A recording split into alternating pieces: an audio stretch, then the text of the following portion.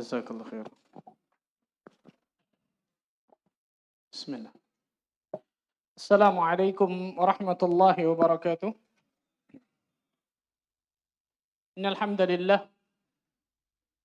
nahmaduhu wa nasta'inuhu wa nastaghfiruh wa natubu ilayh wa na'udzu billahi min shururi anfusina wa min sayyiati a'malina. Man yahdihillahu fala mudilla lahu wa man yudlil fala hadiya lahu.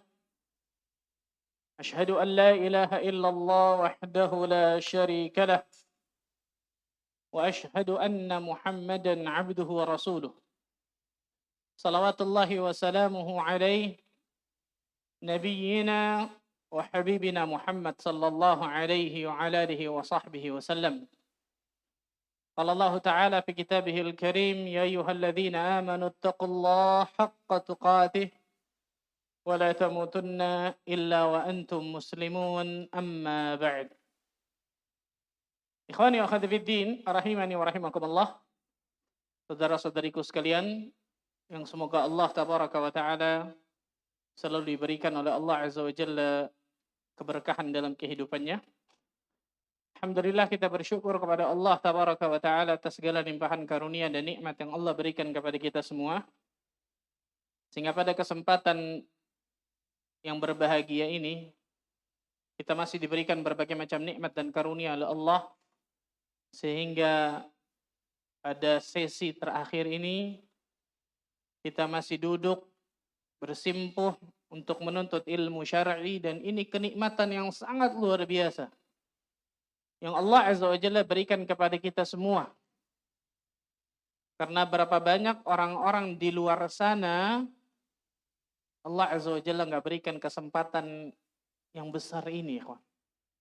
Allah azza wa jalla tidak mudahkan untuk mendapatkan satu nikmat ini. Maka bersyukurlah kepada Allah azza wa jalla ketika Allah berikan kemudahan diri kita untuk melangkahkan kaki kita ke majelis ilmu ini, dan Allah berikan semangat dan kesungguh-sungguhan kita untuk menuntut ilmu agama ini. Dan Anda tahu, Masya Allah, dari pagi sampai sore ini, Masya Allah, qadarallah, anak kebagian yang terakhir ini. Waktu-waktu baterai low, betul ini. Antara 10-5% ini, subhanallah ini. Masih semangat? Masya Allah. Masihnya sih kenceng, coba kita lihat ntar ya. Tapi materi kita enak, Masya Allah, yang terakhir ini. Lebaran terbaik. Wah, Masya Allah. Ini yang dinanti-nanti, betul ya? Lebih dinanti oleh antum daripada Ramadan kayaknya, subhanallah ini ya. Karena takutnya begitu, subhanallah. Lebaran terbaik. Tapi sabar, sebelum masuk Lebaran, ada 10 hari terakhir dulu. Sebelum masuk Lebaran, ada apa?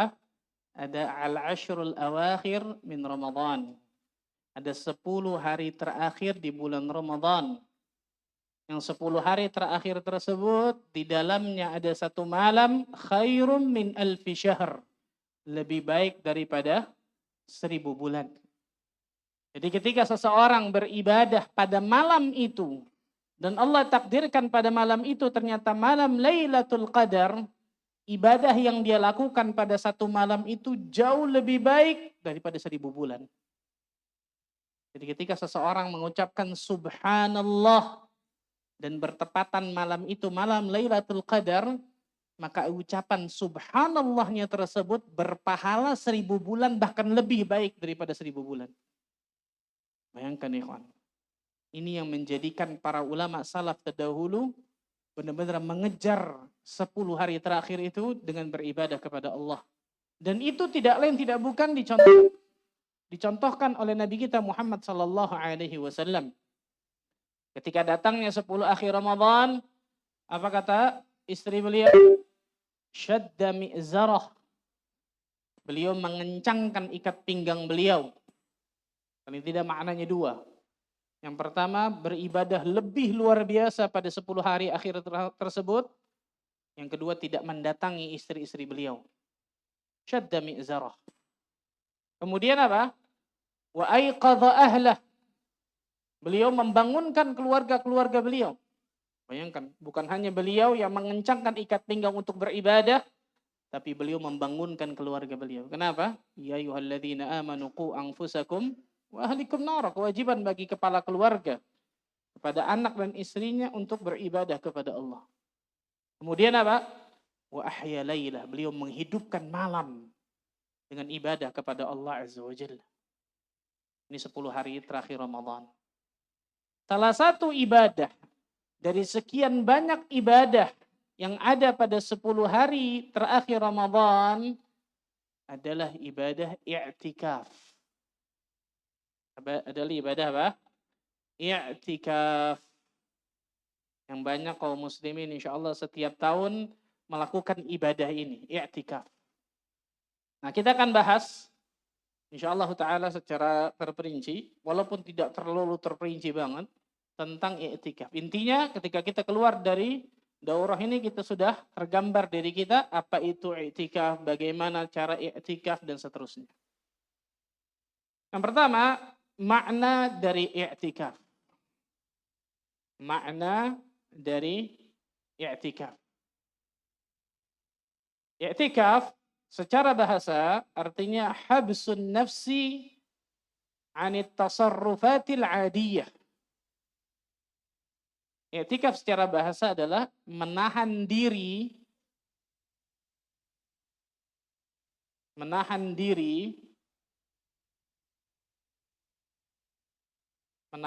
dari berbagai kegiatan yang rutin dikerjakan. Menahan diri, ini secara bahasa ya, menahan diri dari berbagai kegiatan yang rutin dikerjakan, yang biasa rutin dikerjakan. Slide-nya ada. Ini secara apa? Bahasa. Secara syar'i, ada banyak para ulama mendefinisikan i'tikaf secara terminologi, secara istilah. I'tikaf adalah kata para ulama al-mukthu fil masjid li'ibadatillah min syakhsin makhsus bisifatin makhsusatin. Berdiam diri di masjid, berdiam diri di dalam masjid li'ibadatillahi azza wa jal, untuk beribadah kepada Allah. Berdiam diri di masjid untuk beribadah kepada Allah.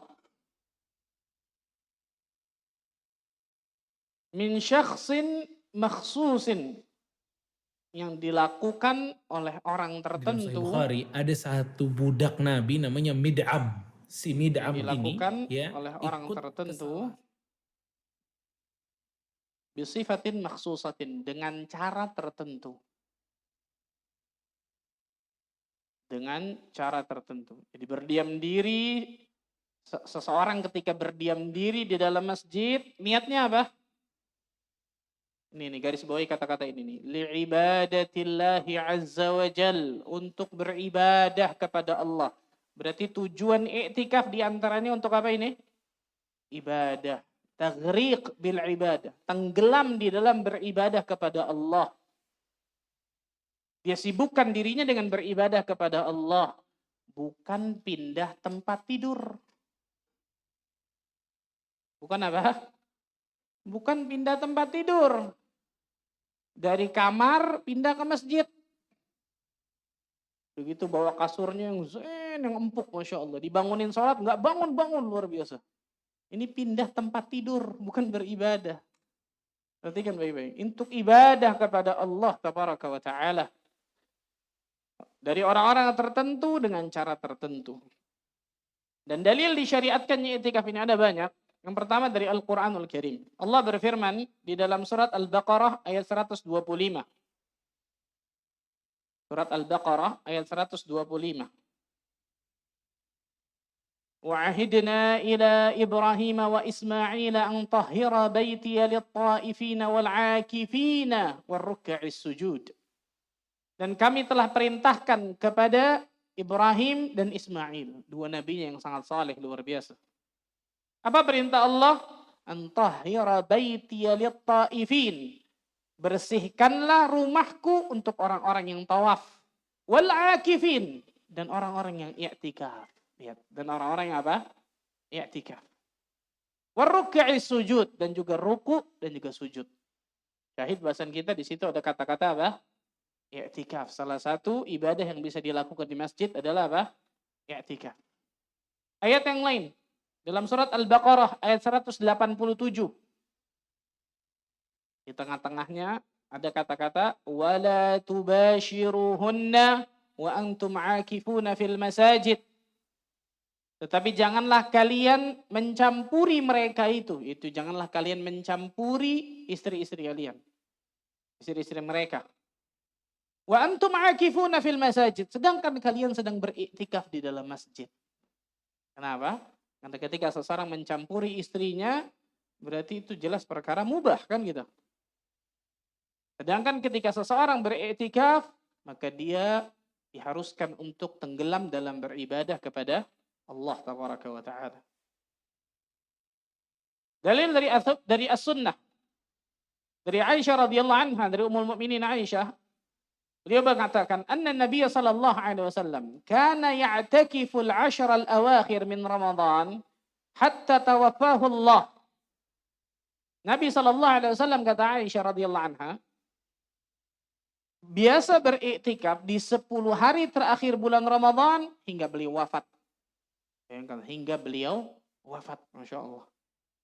Thumma i'takafa azwajuhu min ba'dih. Kemudian para istri beliau beriktikaf sepeninggal beliau. Jadi ketika beliau sallallahu alaihi wasallam meninggal, istri-istri Nabi sallallahu alaihi wasallam juga beriktikaf sepeninggal beliau. Dan nanti pembahasan masalah itu.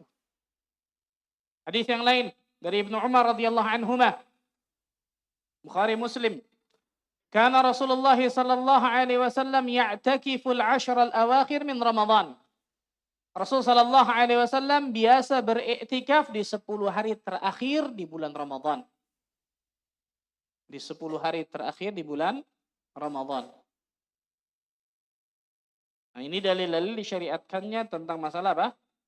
Iktikaf. Maka ijma' ulama bahwa i'tikaf ini di antara sunnah Nabi sallallahu alaihi wasallam. Yang hukumnya adalah sunnah. Hukumnya adalah apa? Sunnah. Di antara dalil yang menunjukkan bahwa hukum i'tikaf itu mustahab atau sunnah. Dari hadis yang diriwayatkan Imam Muslim. Inni i'takaftu al-'ashra al-awwal. Sungguh kata Nabi SAW, aku beriktikaf di 10 hari awal Ramadan. Jadi awal-awal Nabi SAW beriktikaf di 10 hari awal Ramadan. Untuk apa? Altamisu hadhihi al-lailah. Untuk mencari malam Lailatul Qadar. Satu malam Lailatul Qadar. Ini di awal dulu nih, awal Ramadan 10 hari. Thumma i'takaftu 'ashra al-awsat. Kemudian setelah itu aku beriktikaf di 10 hari pertengahan Ramadan. Thumma utitu faqila li innaha fil 'ashr awakhir. Kemudian Jibril mendatangiku dan memberitahuku bahwa malam kemudian itu adanya di 10 hari terakhir Ramadan.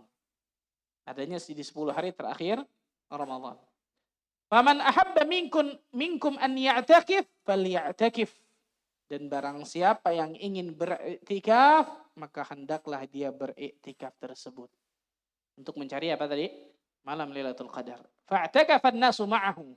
Maka para sahabat pun beriktikaf bersama beliau sallallahu alaihi wasallam. Lihat kata-kata Rasul, faman ahabba minkum an ya'takif falya'takif. Barang siapa di antara kalian yang ingin beriktikaf, maka apa? Beriktikaflah. Ini menunjukkan bahwa iktikaf itu hukumnya apa? Sunnah, mustahab. Dan tujuan iktikaf, ya ikhwan. Tujuan dari iktikaf. Ada banyak tujuan iktikaf. Tapi yang saya sebutkan di situ ada berapa? 2. Betul? Nggak bisa ngelihat soalnya subhanallah. Soalnya nggak ada nih. Adanya di sini. Ada 2 tujuan iktikaf. Yang pertama, apa itu? Hah? Ini yang paling inti jelas. Mendapatkan malam Lailatul Qadar. Ini jelas. Tujuan inti dari i'tikaf berdiam dirinya seseorang di dalam masjid untuk beribadah kepada Allah, untuk dapatkan satu malam yang malam itu jauh lebih baik daripada 1000 bulan, itu Lailatul Qadar. Ini tujuan inti dari i'tikaf, jelas. Subhanallah, ini menunjukkan bagaimana masjid itu tempat yang sangat luar biasa mulianya, ikhwan. Betul ya? Allahu Akbar. Kemudian yang kedua, apa tujuan i'tikaf yang kedua? Memutus hubungan dengan manusia seminimal mungkin. Sehingga khalwatnya atau menyendirinya bersama Allah Azza wa Jalla lebih sempurna. Jadi bukan ketika seseorang beriktikaf di dalam masjid sibuk dengan HP-nya. Sibuk dengan apa? HP-nya. Ngapain di HP? Lihat status orang, lihat grup, ngobrol dan seterusnya. Bukan nggak boleh, subhanallah. Tapi lihat di antara tujuan i'tikaf apa? Memutus hubungan dengan manusia seminimal mungkin. Karena itu para ulama salaf terdahulu, bahkan bukan hanya 10 akhir Ramadan kalau para ulama. Ketika mereka memasuki bulan Ramadan, maka seakan-akan mereka tidak kenal satu dengan yang lain. Bayangkan, seakan-akan mereka tidak kenal satu dengan yang lain. Kenapa? Karena masing-masing sibuk dengan beribadah kepada Allah Azza wa Jalla. Masing-masing tenggelam dalam ibadahnya masing-masing kepada Allah Tabaraka wa Ta'ala. Dan inilah tujuan i'tikaf sebenarnya, ikhwan. Ini tujuan i'tikaf. Jadi bukan malah pindah tempat ngerumpi. Betul? Udah ngerumpi gosipin orang di masjid. Bulan Ramadan 10 akhir terakhir, 10 hari terakhir. Wah, cakep bener tuh. Betul ya? Wa qaddarallah, malam itu malam Lailatul Qadar lagi. 1000 bulan dosa gibah, jangan-jangan tuh, naudzubillah. Naudzubillah min dzalik. Perhatikan baik-baik nih, ikhwan nih. Jadi banyak saya lihat orang-orang yang beriktikaf, mereka tidak tenggelam dalam beribadah kepada Allah Azza wa Jalla. Tidak meminimalisir hubungan mereka dengan manusia. Kalau kita lihat bagaimana Rasul SAW, para sahabat dan para ulama salaf, luar biasa, Masya Allah. Ketika Ramadan terkhususnya ketika 10 hari terakhir, benar-benar mereka menyibukkan diri mereka dari beribadah kepada Allah. Sekali lagi bukan berarti nggak boleh ngobrol, boleh silahkan, kan itu manusiawi. Tapi benar-benar apa? Minimalisir masalah itu. Dan masih banyak tujuan dari i'tikaf, memperbaiki hati, mengkhususkan diri dalam beribadah, kemudian meminimalisir perkara yang mubah bahkan yang sia-sia dan seterusnya. Kemudian tempat i'tikaf, ikhwan. Di mana tempatnya? Masjid. Kalau musola boleh? Masya Allah, ada khilaf di kalangan para ini, Masya Allah. Para peserta daurah, khilaf yang sangat kuat ini, Masya Allah. I'tikaf, kata para ulama, dilakukan di masjid.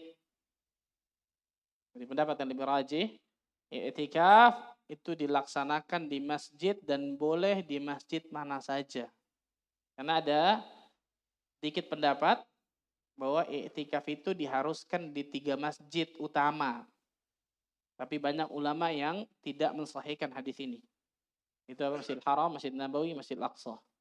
Maka pendapat yang lebih rajih, i'tikaf itu dilaksanakan di masjid, boleh di masjid mana saja. Di antara dalilnya Allah berfirman dalam surat Al-Baqarah ayat ke-187 tadi.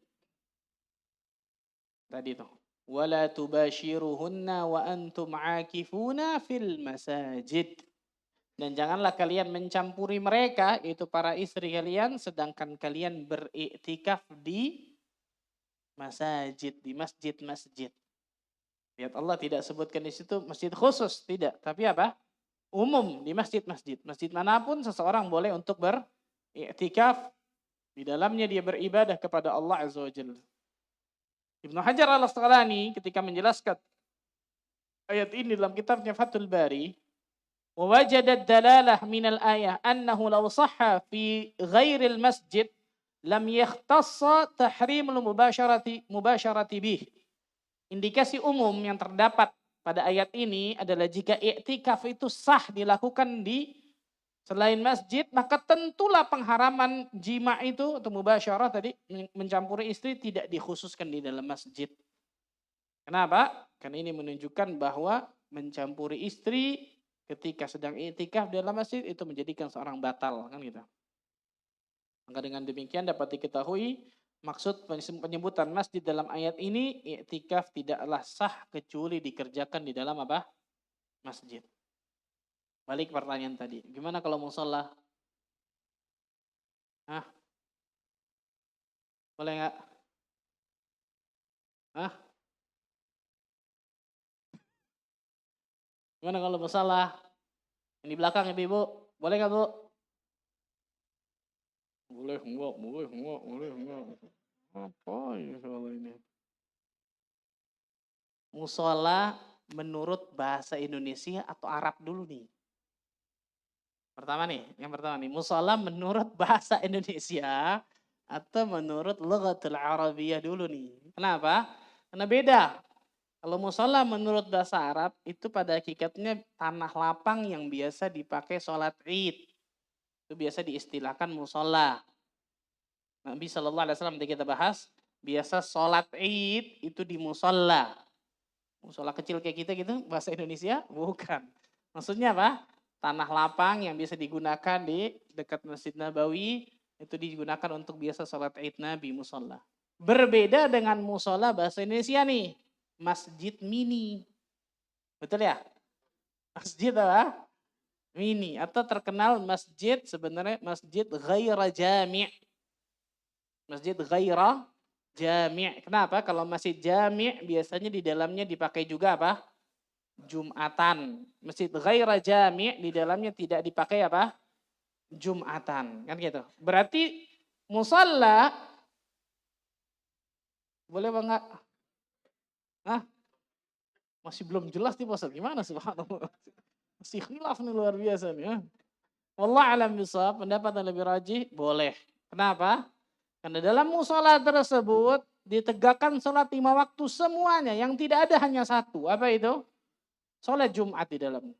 Sholat Jumat di dalamnya. Adapun ketika orang i'tikaf, maka 2 di antaranya dia boleh. Ketika di musola mungkin dia mengadakan Jumatan, mungkin pada saat peserta i'tikaf saja mungkin, kan gitu. Atau yang kedua, peserta i'tikaf itu boleh keluar untuk Jumatan, kemudian balik lagi. Dan itu lil hajah. Dan itu untuk apa? Karena hajat. Boleh untuk Jumatan keluar ke masjid, atau kemudian setelah itu apa? Balik lagi. Itu pun dibolehkan. Kenapa? Karena dalam musola tersebut, semuanya ditegakkan pada hakikatnya kalau di negara kita. Cuma bedanya satu aja. Tidak ada sholat Jumat di dalamnya. Kan gitu. Jadi wallah alam bisawab, pendapat Imam Raji dibolehkan dia untuk i'tikaf di musola kalau bahasa Indonesianya. Imam Al-Qurtubi mengatakan ajma'ul ulama ala anna al-i'tikaf la yakunu illa fil masjid. Ulama sepakat bahwa i'tikaf tidak boleh dikerjakan kecuali di masjid. Kemudian ikhwan, waktu i'tikaf. Waktu dari apa? I'tikaf. Kapan waktu i'tikaf? Hah? Kapan waktu i'tikaf? Kapan? 10 hari terakhir. Berarti kalau nggak 10 hari terakhir Ramadan nggak boleh? Hah? Lu antum yang jawab, Anda kan ngintin antum aja nih. Anda meneruskan jawaban antum, betul ya? I'tikaf dibolehkan waktunya kapan? Tempatnya di masjid, betul ya? Atau tadi musola kalau bahasa kita. Nah sekarang waktunya kapan? Hah? Kapan saja, Masya Allah, barakallahu fiik. Tapi identik kalau i'tikaf ini memang apa? 10 akhir Ramadan. I'tikaf itu dibolehkan kapan saja. Tapi jelas yang paling afdal adalah dilakukan ketika 10 hari terakhir apa? Ramadan, kan gitu. 10 hari terakhir Ramadan itu paling afdal jelas. Kenapa? Untuk mencari malam Lailatul Qadar. Umar bin Khattab radhiyallahu anhu pernah bernazar sebelum masuk Islam untuk beriktikaf di Masjid Nabawi, untuk beriktikaf di Masjidil Haram. Ketika masuk Islam, beliau bertanya kepada Nabi SAW, maka Rasul SAW menyuruh untuk apa? menunaikan nazarnya tersebut untuk i'tikaf di Masjidil Haram. Ini menunjukkan bahwa i'tikaf itu bukan hanya dilakukan di 10 terakhir Ramadan. Kapanpun seseorang mau masuk ke dalam masjid untuk beribadah kepada Allah, dia sibukkan dirinya dengan ibadah kepada Rabbul Alamin, kapanpun bisa. Tapi jelas yang paling utama adalah 10 hari terakhir Ramadan. Yang terdalilnya pula apa? Rasul sallallahu alaihi wasallam ketika di akhir tahun terakhir sebelum beliau meninggal, beliau beriktikaf di Masjid Nabawi 20 hari terakhir. Bukan 10 hari doang, tapi apa? 20 hari terakhir. Kalau kita 20 hari terakhir ngapain? Ngapain? Ana nggak jawab ya, antum yang jawab insyaallah. Pertanyaan sekarang, kalau 10 hari terakhir Ramadan Ustaz? 10 hari terakhir Ramadan. Saya mau beriktikaf di 10 hari terakhir Ramadan. Kapan masuknya? Kapan masuk ke masjid ketika 10 hari terakhir Ramadan? Hah? Maghrib. Kan maghrib nih, sebentar maghrib. Maghrib kapan? Malam 21. Malam 21 di maghrib hari. Saya bacakan satu hadis Nabi sallallahu alaihi wasallam. Tenang, sabar. Kata Aisyah radhiyallahu anha, Bukhari Muslim, kana Rasulullah sallallahu alaihi wasallam idza arada an ya'takifa shalla al-fajr thumma dakhala mu'takafahu. Dahulu Rasul sallallahu alaihi wasallam terbiasa ketika ingin beriktikaf, beliau sholat subuh fajar, kemudian beliau masuk ke tempat iktikafnya. Berarti iktikaf mulainya kapan? Cepat berubahnya nih, subhanallah. Jadi maghrib atau subuh nih, subhanallah. Bukhari Muslim ini hadis betul ya. Aisyah mengatakan Rasul sallallahu alaihi wasallam terbiasa ketika beliau iktikaf, 10 hari terakhir Ramadan maksudnya, beliau sholat subuh kemudian masuk ke tempat apa? Iktikafnya. Berarti kapan? Terserah nih Pak Ustadz, mau subuh mau maghrib deh. Makanya sebagian ulama di antara Imam Sufyan Ats-Tsauri, Al-Laits bin Sa'ad, Imam Al-Auza'i, dan ini dirajikan oleh pendapat Lajnah Daimah lil Buhuts Ilmiah wal Ifta Saudi Arabia, masuk i'tikaf itu ketika subuh malam 21. Ini pendapat sebagian pendapat ulama. Tapi jumhur ulama, 4 imam mazhab mengatakan masuknya tadi sebelum matahari terbenam di malam ke-21. Jumhur. Imam Ahmad, Imam Syafi'i, Imam Abu Hanifah, Imam Malik, dan banyak ulama mengatakan masuknya pertama kali iktikaf, kalau ingin beriktikaf 10 hari terakhir, itu masuknya sebelum matahari terbenam di malam ke-21. Berarti hari ke-20, betul ya? Hari 20, malam 21, masuknya sebelum matahari terbenam. Duh, Ustaz, dalilnya di mana? Hadis ini jelas Bukhari Muslim. Bahwa Rasul sallallahu alaihi wasallam masuknya ketika apa? Selesai sholat subuh. Yang pertama kata para ulama, malam 21 termasuk malam ganjil, betul? Termasuk malam apa? Ganjil. Lailatul Qadar itu terjadinya kapan? Di 10 hari terakhir Ramadan, terkhususnya di malam apa? Ganjil. Malam 21 malam ganjil bukan? Malam ganjil jelas. Ini menunjukkan kata para ulama, orang inti dari iktikaf itu cari Lailatul Qadar. Bagaimana kalau Allah takdirkan malam 21 itu Lailatul Qadar? Subuh dia baru iktikaf. Betul? Ini yang pertama. Yang kedua, hadis yang tadi, perhatikan. Ada yang penjelas dari hadis yang lain dari Aisyah juga. Karena Rasulullah sallallahu alaihi wasallam ya'takifu fi kulli Ramadan. Rasul sallallahu alaihi wasallam terbiasa beriktikaf ketika setiap Ramadan. Wa idza shallal ghada, apabila beliau selesai salat subuh, dakhala makanahu alladhi i'takafa fih. Beliau masuk ke tempat beliau i'tikaf. Loh, sama Pak Ustadz? Enggak. Di sini kata-katanya pakai fi'il madhi. I'takafa fih. Ini menunjukkan kata jumhur ulama, sebelum subuh Rasul sallallahu alaihi wasallam sudah masuk ke dalam masjid dulu. Setelah subuh, Rasul Shallallahu Alaihi Wasallam masuk ke satu tempat khusus yang dikhususkan tempat itu untuk Nabi Shallallahu Alaihi Wasallam. Jadi pahami, ikhwan? Saya ulang ya. Saya ulang. Jadi sebelum subuh, yaitu ketika malam hari tadi itu, ketika malam hari Rasul Shallallahu Alaihi Wasallam sudah berada di dalam masjid, sudah berada di dalam masjid. Tapi setelah sholat subuh, beliau masuk ke satu ruangan, karena di Masjid Nabawi itu, ikhwan, ada satu ruangan dikhususkan untuk Nabi Shallallahu Alaihi Wasallam. Rasul biasa tidur di situ dan seterusnya. Ketika sahabat ingin masuk ke situ, sahabat minta izin kan gitu. Nah, selesai subuh, baru Rasul masuk ke tempat itu tuh, ke tempat khusus untuk beriktikaf. Tapi sebelumnya, kalau jumhur ulama mengatakan kata-kata fi'il madhi ini sudah ada berarti di masjid itu. Bisa difahami ya kawan? Sudah ada di masjid, beliau beriktikaf pada hakikatnya, tapi kata Aisyah masuk ke dalam apa? Tempat khusus untuk beriktikaf itu selesai beliau sholat subuh. Maka jumhur ulama mengatakan ini menunjukkan bahwa masuknya ketika mau iktikaf 10 hari terakhir itu sebelum matahari terbenam di malam ke-21. Dan tadi saya katakan tadi, inti dari mencari Lailatul Qadar itu kan di malam.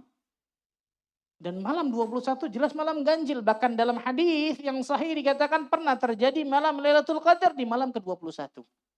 Jadi tanda-tandanya disebut oleh sahabat. Karena banyak penjelasan masalah itu. Nah, kalau malam 21-nya lewat, dia baru masuk ba'da subuh. Ya nasib betul ya. Takdir berarti kan gitu. Walaupun tetap dia akan dapatkan pahala setelah itu. Tapi sayang malamnya berarti kan gitu. Kalau Allah alam misal pendapat Nabi Rajim menunjukkan bahwa i'tikaf masuknya ketika 10 hari akhir Ramadan itu sebelum matahari terbenam di malam ke-21. Allah alam misal. Amalan dari i'tikaf memperbanyak sholat, zikir, doa, membaca Al-Quran, istighfar, taubat, dan amalan-amalan ketaatan yang bisa mendekatkan diri kita kepada Allah Azza wa Jalla. Jadi amalan apapun yang itu adalah amal soleh, kerjakan ketika i'tikaf. Ini yang saya katakan tadi nih. Sibukkan diri kita untuk beribadah kepada Allah ketika kita beriktikaf di masjid. Jangan kita sibukkan diri kita dengan masalah duniawi. Yang lebih parah, transaksi di masjid. Masih apa? Transaksi jual beli di masjid. Ini bukan tujuan i'tikaf yang seperti ini, subhanallah. Bukan tujuan dari apa? I'tikaf. Sebelumnya saya lupa, subhanallah. Ustaz, dari waktu i'tikaf. Bagaimana kalau saya i'tikafnya i'tikaf kalong, Pak Ustaz? Sekarang ngartikan gitu ya. I'tikaf apa? Kalong. Maksudnya apa? Malamnya i'tikaf masuk ke masjid, Masya Allah. Siangnya jalan kerja. Boleh apa enggak? Hah? Main boleh-boleh aja. Mana dalilnya? Masya Allah, main boleh-boleh aja. Sebagian ulama mengatakan bahwa i'tikaf minimal sehari semalam waktunya. Sebagian ulama mengatakan. Sebagian ulama mengatakan bahkan i'tikaf harus 10 hari. Enggak boleh enggak. Ini lebih luar biasa dari 10 hari ini.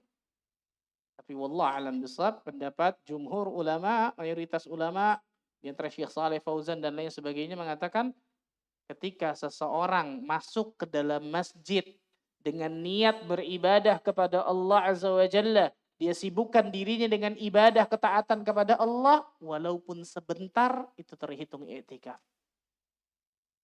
Alhamdulillah, Masya Allah, Alhamdulillah. Betul ya? Alhamdulillah. Ini pendapat wallah alam bisawab, ini pendapat walaupun ada khilaf panjang lebar, tapi nggak mungkin kita semutkan tentang masalah itu. Tapi intinya adalah Syekh Shalih Fauzan dan juga banyak para ulama mengatakan dibolehkan seseorang walaupun hanya sesaat dia masuk ke dalam masjid dengan niat, perhatikan. Lalu ditekankan oleh para ulama ini dengan niat dia beribadah kepada Allah. Dia sibukkan dirinya dengan ketaatan kepada Allah. Dia sibukkan dirinya dengan amal saleh kepada Allah, bukan selain itu. Bukan selain itu. Maka walaupun hanya sesaat, itu terhitung i'tikaf insyaAllah. Dia masuk ke dalam masjid, niatnya i'tikaf. Contohnya tadi, i'tikaf apa? Kalong, wala kalalawar, wala apa itu subhanallah. Sama ada kurang lebih. Di malamnya dia i'tikaf, paginya kemudian kerja dan seterusnya. Maka itu insya Allah Ta'ala dibolehkan. Apakah wanita boleh i'tikaf? Tadi di antara dalilnya. Setelah Rasul Sallallahu Alaihi Wasallam meninggal, para istri-istri Nabi Sallallahu Alaihi Wasallam radhiyallahu anhunna, mereka beriktikaf setelah Rasul Sallallahu Alaihi Wasallam meninggal. Kenapa? Karena ketika Nabi SAW hidup, mereka disibukkan dengan mengurusi Nabi Sallallahu Alaihi Wasallam. Ketika Rasul meninggal, maka para istri-istri Nabi biasa beriktikaf dengan dua syarat. Bolehnya wanita i'tikaf, kata para ulama, dengan dua syarat. Yang pertama, meminta izin suaminya atau walinya. Kalau belum menikah berarti apa? Wali ayah, mana seterusnya. Meminta izin atau mendapatkan izin dari suaminya atau walinya. Yang pertama. Yang kedua, tidak menimbulkan fitnah bagi laki-laki. Tidak menimbulkan apa? Fitnah bagi laki-laki.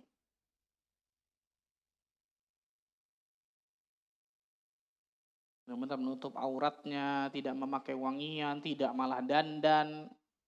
Ini subhanallah, berapa banyak yang seperti ini ternyata banyak salah kaprahkan masalah ini.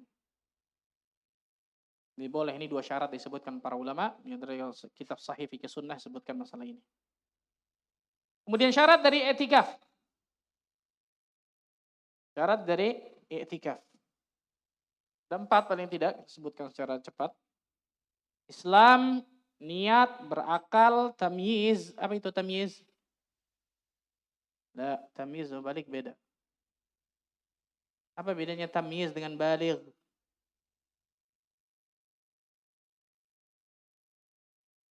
Mana yang baik, mana yang buruk? Umur berapa tuh kira-kira? Barakallahu fiik. Umur 7 tahun itu sudah tamyiz kata para ulama. Sedangkan baligh biasanya belasan tahun. Tergantung orang, bisa beda-beda. Dapat hadiah Masya Allah nih. Mana? Vin? Hilang Vin. Ada hadiahnya tadi? Ada hadiahnya kan? Ada. Masya Allah. Ada. Jadi Islam yang pertama, yang kedua berniat, dia berakal, tamyiz. Yang ketiga bagi wanita memperoleh izin suami dan aman dari fitnah. Yang keempat dilaksanakan di masjid. Ini syarat dari apa? I'tikaf. Pembatal i'tikaf. Berhubungan suami istri atau jima, kemudian keluar dari masjid tanpa uzur syar'i. Mau kemana Pak? Mau beli baju lebaran dulu, ntar balik lagi deh. Nggak uzur syar'i itu baju lebaran. Beli sebelumnya. Betul ya? Ini sibukan sayang nih ketika 10 hari akhir terakhir Ramadan nih, Ikhwan. Ternyata lebih ramai mall daripada masjid. Betul? Sahih? Jawab sahih. Malu saya yang di mall bukan di masjid. Betul ya? Mau jawab iya benar-benar, subhanallah. Jadi keluar dari masjid tanpa uzur syar'i. Yang ketiga memutus niat untuk beriktikaf. Dia sudah memutuskan niat, dia putuskan niat untuk i'tikaf, itu sudah terhitung batal kata para ulama. Nah, ini sekilas tentang i'tikaf. Ini sekilas tentang i'tikaf. Sekarang kita akan bahas yang kedua. Apa itu? Setelah 10 hari akhir terakhir Ramadan, malam takbiran, Masya Allah. Ini malam yang kita nanti-nanti, betul? Betul, Masya Allah. Ikhwan, malam takbir ini satu sisi kita senang karena esoknya hari raya, tapi satu sisi kita akan sedih di situ. Kenapa? Karena Ramadan meninggalkan kita. Dan kita tidak tahu apakah tahun selanjutnya Allah Azza wa Jalla pertemukan kita dengan Ramadan lagi atau tidak. Dan seorang muslim harus seperti ini di antara dua ini nih. Dia senang dari satu sisi karena mendapatkan hari raya besoknya. Karena kita dianjurkan untuk bersenang-senang ketika hari raya. Menunjukkan kegembiraan ketika hari raya. Karena itu hari raya kaum muslimin. 2, Idain. Idul Fitri dan Idul Adha. Tapi sisi yang lain, dia harus merasa sedih. Kenapa? Karena Ramadan meninggalkan dirinya dan dia tidak tahu apakah di sisa umurnya Allah pertemukan lagi dengan Ramadan atau tidak. Bahkan berapa banyak manusia yang ketika malam takbir nangis, nyesel. Kenapa? Ya Allah, Ramadan ini tahun ini kacau nih. Ramadan tahun ini gak benar anak ibadahnya kepada Allah. Tapi yang aneh bin ajaib, ketika tahun depan Allah pertemukan lagi dengan Ramadan, apa yang dia lakukan? Hah? Malam takbir ketemu lagi, nangis lagi ntar tuh. Ya Allah, mau Ramadan anak tahun ini kacau nih. Tahun depan ketemu lagi, malam takbir lagi nyeselnya, subhanallah. Maka perhatikan ini baik-baik nih, ikhwan. Masukkan ke dalam hati kita, bagaimana kalau Ramadan besok ini Ramadan terakhir saya. Bagaimana kalau Ramadan besok, ternyata Ramadan terakhir diri saya. Ketika kita berhasil memasukkan itu di kita dalam hati kita, masukkan perasaan itu ke dalam hati kita, Allahu Akbar. Saya yakin 1 detik dari Ramadan kita akan manfaatkan itu, ikhwan. Dan itu yang dilakukan oleh para ulama. Seandainya penghuni kubur bisa dikeluarkan oleh Allah Tabaraka wa Ta'ala, mereka pasti berangan-angan mau mempergunakan 1 detik Ramadan, bukan 1 menit, 1 detik Ramadan untuk dapatkan pahala. Masukkan itu dalam hati kita, ikhwah. Sehingga kita benar-benar mengagungkan, membesarkan Ramadan itu. Itu tentang kami. Kita masuk ke pembahasan kita. Masalah takbir atau takbiran. Biasa kita sebut takbiran. Mayoritas ulama berpendapat hukum dari takbir 2 hari raya, hukumnya sunnah. Hukumnya sunnah. Sebagian ulama mewajibkan, sebagian ulama mengatakan sunnah, dan ini mayoritas ulama. Di antara dalilnya Allah berfirman dalam surat Al-Baqarah ayat ke-185, "Walitukmilul iddata walitukabbirullaha 'ala ma hadakum wa la'allakum tashkurun." Dan hendaklah kalian menggenapkan hitungan hari Ramadan. Dan hendaklah kalian mengagungkan Allah, itu bertakbir. Mengagungkan Allah, bertakbir atas petunjuk Allah yang diberikan kepada kalian supaya kalian bersyukur. Kata-kata apa? Walitukabbirullah. Nah, ada kata-kata itu tuh. Hendaklah kalian mengagungkan Allah. Di sini pensyariatan kata para ulama untuk apa? Takbir. Untuk takbir. Makanya para ulama mengatakan dari pendapat yang lebih rajih, wallahu a'lam bishawab, takbir ketika hari Idul Fitri, perhatikan beda Idul Fitri dengan Idul Adha ini beda nih. Takbir ketika Idul Fitri, dari pendapat yang lebih rajih, dimulainya ketika hari terakhir Ramadan itu, matahari terakhir di bulan Ramadan itu tenggelam. Karena perpindahan hari di dalam Islam itu kan mulainya kapan? Maghrib, betul? Bukan jam 12 malam, maghrib. Maka dimulainya kata para ulama dari ayat ini, dan Ibnu Abbas dan para ulama banyak menyebutkan tentang masalah ini, dimulainya takbir ketika hari Idul Fitri itu dimulainya ketika terbenamnya matahari di hari terakhir Ramadan. Ini dari pendapat yang lebih rajih. Jadi mulainya takbir itu ketika malam itu, makanya disebut malam takbir kan gitu ya. Malam takbir. Dan yang paling afdal, yang paling utama adalah ketika berjalannya diri kita ke musalla. Itu ke tanah lapang untuk apa? Melaksanakan sholat. Nah, itu takbir tuh ketika jalan. Ini yang paling utama jelas. Ini yang paling apa? Utama. Selesainya kapan? Ketika sholat ditegakkan. Ketika sholat sudah ditegakkan, maka takbir di Idul Fitri sudah berakhir. Ini berbeda dengan Idul Adha. Berbeda dengan Idul Adha. Idul Adha mulainya kapan? Mulai kapan? Awal Dzulhijjah. Dari tanggal 1 Dzulhijjah kita diperintahkan untuk memperbanyak apa? Takbir. Bahkan 2 orang sahabat, Abdullah bin Umar dan Abu Hurairah, ketika 10 hari awal bulan Dzulhijjah, mereka datang ke pasar, kemudian mereka apa? Bertakbir dengan kencang. Sehingga orang di pasar faham, oh ini 10 hari awal bulan Dzulhijjah nih. Kita harus memperbanyak takbir. Maka bergemuruhlah pasar dengan takbir. Kenapa? Mereka tahu ilmunya. Kalau sekarang tiba-tiba antum datang ke pasar pakai toa, takbiran 10 hari Dzulhijjah kira-kira apa? Takbir juga gemuruh, obatnya habis nih orang kayaknya insyaallah. Kenapa? Jauhnya dari sunnah Nabi SAW. Keterasingan ilmu. Mulai dari kalau Idul Adha nih, dari awal Dzulhijjah sampai 13 apa? 13 Dzulhijjah disebutkan. Ini beda dengan Idul Fitri. Mulainya ketika terbenamnya matahari di hari terakhir Ramadan, berakhirnya ketika ketika sholat ditegakkan, sholat Idul Fitri ditegakkan. Lafaz dari takbir. Nah, ada banyak lafaz disebutkan oleh para ulama. Di hadis-hadis Nabi SAW yang hasan, yang sahih, Ibnu Abi Syaibah, Al-Baihaqi, disahihkan oleh para ulama, Abdul Razzaq. Di antaranya yang terkenal. Apa itu? Allahu Akbar, Allahu Akbar, Allahu Akbar. La ilaha illallah, wallahu akbar. Allahu Akbar, walillahil hamd. Allahu Akbar berapa kali? 3. Ini diriwayatkan dari Ibnu Mas'ud radhiyallahu anhu. Allahu Akbar, Allahu Akbar, Allahu Akbar. La ilaha illallah, wallahu akbar. Allahu Akbar, walillahil hamd. Ini diantara dari Ibnu Abbas, dari Ibnu Abbas. Adapun dari Ibnu Mas'ud 2 kali. Allahu Akbar, Allahu Akbar.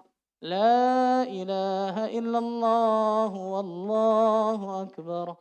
Allahu Akbar, walillahil hamd. Walillahil hamd. Perhatikan ya, bukan walillahil hamd. Betul? Antum sering dengar kan? Walillahil hamd. Manggil siapa antum Ilham ini? Subhanallah. Nama orang Ilham. Walillahil hamd. Ini dari Abdullah bin Mas'ud. Jadi takbirnya 2 kali kalau lafaz dari Abdullah bin Mas'ud radhiyallahu anhu. Adapun dari Abdullah bin Abbas 3 kali. Ada juga takbir yang lain.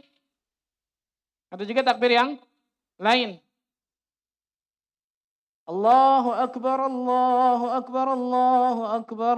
Walillahil hamd. Allahu Akbar wa ajal. Allahu Akbar ala ma hadana. Kira-kira kalau antum takbiran ini gimana nih, subhanallah? Aliran apa lagi nih, subhanallah. Macam-macam manusia kata mereka. Tapi ternyata ini riwayat sahihah, subhanallah. Allahu Akbar, Allahu Akbar, Allahu Akbar. Walillahil hamd. Allahu Akbar wa ajal. Allahu Akbar ala ma hadana. Ada juga Allahu Akbar, Allahu Akbar, Allahu Akbar kabira. Ini pendek-pendek nih. Tapi kata para ulama, Al-Imam As-San'ani di antara menyebutkan penjelasan tentang lafaz takbir disebutkan oleh banyak ulama, ini banyak lafaznya. Ini riwayat-riwayat sebagian yang saya bawakan, tapi penjelasan tentang lafaz takbir ini sangat banyak disebutkan oleh banyak ulama. Ini menunjukkan bahwa perintah takbir ini cukup longgar. Cukup apa? Longgar. Di samping ayat memerintahkan takbir untuk kita, dan ternyata dibolehkan juga menurut sebagian ulama bertakbir yang tidak disebutkan memang dalam riwayat. Nah, jadi cukup longgar. Tapi ketika kita mau mencukupkan diri dari yang ada di dalil, hada ahsan wa afdal. Ini yang lebih terbaik. Tapi sebagian ulama membolehkan ketika lafaz takbir itu selain dari ini. Nah, ini disebutkan oleh para ulama tentang sini. Kemudian tadi saya katakan apa? Mulainya ketika matahari di hari terakhir Ramadan sampai tiba di lapangan sampai selesai sholat. Dan itu dari hadis yang dikeluarkan dari silsilah hadis sahihah dalam Ibnu Abi Syaibah dalam musannafnya. Kemudian bentuk takbiran yang keliru. Nah, ini subhanallah, sangat disayangkan subhanallah. Berapa banyak kaum muslimin yang ketika bertakbir ternyata tidak mengikuti sunnah. Contohnya apa? Bertakbir di hari raya dipimpin oleh satu orang dengan suara kor. Paham antum kor? Jadi satu orang dulu, Allahu Akbar, Allah. Satu orang dulu nih, yang lain nggak baca tuh. Allahu Akbar, Allahu Akbar, Allahu Akbar, la ilaha illallah, wallahu akbar, Allahu Akbar, walillahil hamd. Baru setelah itu apa? Rame-rame. Enggak. Yang sunnah itu dari awal ketika kita di lapangan itu sudah apa? Mengeraskan suara kita. Jadi nggak usah dipimpin. Nggak usah dipimpin dengan satu imam seperti suara kur. Nggak perlu kata para ulama. Tapi apa? Masing-masing mengeraskan suaranya bertakbir. Jadi bukan seperti dipimpin dengan suara kur disebutkan para ulama. Kemudian takbir semalam suntuk. Ya Allah. Kesian orang-orang yang rumahnya di samping musola, di samping masjid. Yang ternyata spekernya ke rumahnya. Betul ya? Itu harga rumahnya turun, subhanallah. Ya benar ini, subhanallah. Di antaranya ini, anak kecil sampai malam, sampai subuh bahkan subhanallah. Nggak ada sunnahnya dari Nabi SAW seperti ini. Nggak ada sunnahnya subhanallah. Ada sunnahnya, apalagi sampai mengganggu orang dan seterusnya. Loh, itu kan lafaz takbir puasa dan seterusnya. Tidak ada sunnahnya ketika seseorang harus masuk ke dalam masjid, bertakbir dengan suara kencang. Tapi semua orang di setiap kaum muslimin, maka mereka disunnahkan untuk bertakbir ketika selesainya dari Ramadan, kan gitu. Bukan harus dengan apa? Harus dengan di masjid, dengan speaker yang kencang. Ini malah nggak ada sunnahnya yang seperti ini, subhanallah. Nah, ini disebutkan para ulama tentang masalah ini. Yang lebih parah lagi takbir dengan pakai drum band. Cakep ini udah, insyaallah. La ilaha illallah. Ini kita sebutkan seperti ini kenapa? Karena banyak orang-orang yang melaksanakan yang seperti ini. Niatnya baik mungkin kan gitu. Untuk mensyiarkan agama Allah. Tapi caranya salah. Tapi caranya keliru. Caranya tidak disunnahkan oleh Nabi SAW. Kita tahu bersama ibadah harus ikhlas dan ittiba'. Ikhlas karena Allah dan mengikuti contoh Nabi SAW. Jadi hatinya harus benar ikhlas, caranya harus benar. Caranya sesuai dengan contohkan Nabi SAW. Kemudian ikhwatan iman, rahimani wa rahimakumullah. Takbiran selesai. Yang paling terpenting, ini diantaranya subhanallah. Ketika seseorang menentukan hari raya, ikut kepada siapa? Ikut kepada siapa? Kenapa? Karena kalau hari raya ini ditentukan, dibolehkan, siapapun boleh menentukan, bahaya. Sahih, subhanallah. Yang berhak menentukan ini adalah waliul amr, pemerintah. Pemerintah. Siapa yang mengatakan ini? Nabi SAW dalam banyak hadis yang sahih. Di antaranya Rasul SAW bersabda, hadis yang sahih dari Imam At-Tirmidzi dari Abu Hurairah radhiyallahu taala anhu arda, as-shaum yauma tasumun. Hari puasa itu adalah hari ketika orang-orang berpuasa. Wal fitru yauma tuftirun. Dan hari berbuka adalah hari ketika orang-orang berbuka. Wal adha yauma tudahhun. Dan Idul Adha hari ketika orang-orang menyembelih. Ketika kaum muslimin melakukannya, maka itu hari raya namanya. Nah, kaum muslimin ikut siapa yang menentukan itu? Waliul amr, pemerintah masing-masing. Kenapa? Dan itu sepakat ulama tentang masalah itu, subhanallah. Kesepakatan ulama tentang masalah hal tersebut. Bahkan Imam Hasan Al-Basri mengatakan di antara hal yang diharuskan di bawah para ulama adalah ini salah satunya. Menentukan hari raya, kemudian jihad, itu harus di bawah apa? Waliul amr, kan gitu. Karena itu otoritasnya waliul amr, otoritasnya pemerintah. Coba untuk bayangkan. Kalau setiap orang, setiap individu, setiap organisasi, setiap yayasan, setiap golongan dibolehkan untuk menentukan ini, wallah, di mana persatuan kaum muslimin itu? Betul ya? Dan jelas subhanallah, madaratnya akan jauh lebih besar daripada manfaatnya. Dalam hadis yang lain, saumukum yauma tasumun. Puasa kalian, kata Nabi SAW, adalah ketika semuanya berpuasa. Wa fitrukum yauma tuftirun. Dan berbukanya kalian, berarti hari Id, itu di mana ketika kalian semua itu berbuka. Di dalam hadis lain, sahabat Ibnu Umar radhiyallahu anhu berkata, "Tara'in nas al-hilal." Orang-orang melihat hilal. Lihat, orang-orang melihat hilal. Para sahabat melihat hilal.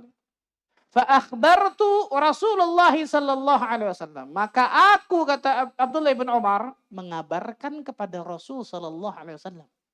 Ya, ketika ngelihat hilal, dikabarkan dulu kepada siapa? Walil amrnya, itu Nabi sallallahu alaihi wasallam. Inni ra'aituhu. Ya Rasulullah sallam, aku telah melihatnya, aku telah melihat hilal. Fasamahu amaran nas bisiyamihi. Maka aku berpuasa, dan Rasulullah sallallahu alaihi wasallam berpuasa dan menyuruh manusia untuk berpuasa. Lihat, menentukan awal Ramadan dan awal dari apa? Syawal, begitu juga awal Dzulhijjah, itu urusan waliul amr. Bagaimana kalau mereka salah, Pak Ustaz? Mereka yang tanggung jawab. Mereka yang apa? Mereka yang tanggung jawab, kan gitu. Pertanyaan. Kalau waliul amr salah, mereka tanggung jawab. Kenapa? Ya ayyuhalladzina amanu athi'u Allah wa athi'ur Rasul wa ulil amri minkum. Betul? Wahai orang yang beriman, taatlah kepada Allah, kepada Rasul, dan kepada ulil amri di antara kalian. Betul? Kalau ulil amri salah, mereka tanggung jawab, yang selesai. Kan gitu. Sekarang, kalau tadi yayasan yang menentukan salah, atau organisasi tertentu salah, atau kemudian lembaga tertentu salah, siapa mau tanggung jawab? Siapa tanggung jawab? Subhanallah. Mereka, Pak Ustadz, loh gimana ceritanya mereka? Rasul menyuruh kita untuk ikutin waliul amr, bukan ikutin mereka. Ketika mereka salah, itu wewenang mereka memang, kan gitu. Dan pernah terjadi memang di Saudi Arabia salah karena penentuan dalam ini, maka seluruh rakyat Saudi diharuskan untuk apa? Mengqadha Ramadan 1 kali. Selesai, mereka yang tanggung jawab, kan gitu. Wewenang mereka memang itu. Kita nggak dibebankan akan itu. Kalau setiap kita dibebankan akan itu, rusak pasti. Akan rusak agama ini.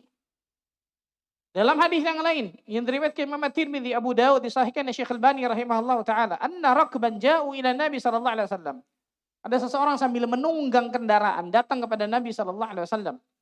Yashhaduna annahum ra'u al-hilal bil ams. Dia mengabarkan, bersaksi bahwa telah melihat hilal di sore hari. Di sore apa? Sore hari. Maka apa kata Nabi SAW? Fa'amarahum an yuftiru idza asbahu an yaghdu ila musallahum. Lalu Nabi SAW memerintahkan orang-orang untuk berbuka. Bayangkan, berbuka hari itu. Dan memerintahkan besok paginya berangkat ke lapangan. Tapi orang ini nggak tiba-tiba apa? Teriak-teriak, betul loh. Aku sudah melihat hilal. Tapi kabarkan dulu kepada siapa? Nabi SAW. Pada saat itu jelas waliul amr. Maka mengikuti waliul amr itu jelas. Kemudian ikhwatal iman rahimani wa rahimakumullah, iktikaf sudah, takbiran sudah, mengikuti waliul amr dalam mengikuti hari Id sudah. Sekarang hari rayanya, alhamdulillah, baju baru, masya Allah, betul ya? Dapat uang apa? Ngeluarin uang antum sekarang. Kalau dulu kecil dapat uang kayaknya. Sekarang kita akan sebutkan nih, ikhwan, Islam ini agama yang sempurna. Sampai ketika hari raya itu diatur dalam Islam bagaimana adab-adab berhari raya. Ini luar biasanya Islam nih. Lengkapnya, sempurnanya agama Islam ini. Ketika hari raya seseorang sedang senang nih, bergembira, bahagia, diatur oleh Islam. Apa sunnah-sunnah ketika seseorang berhari raya? Yang pertama, mandi pada hari raya.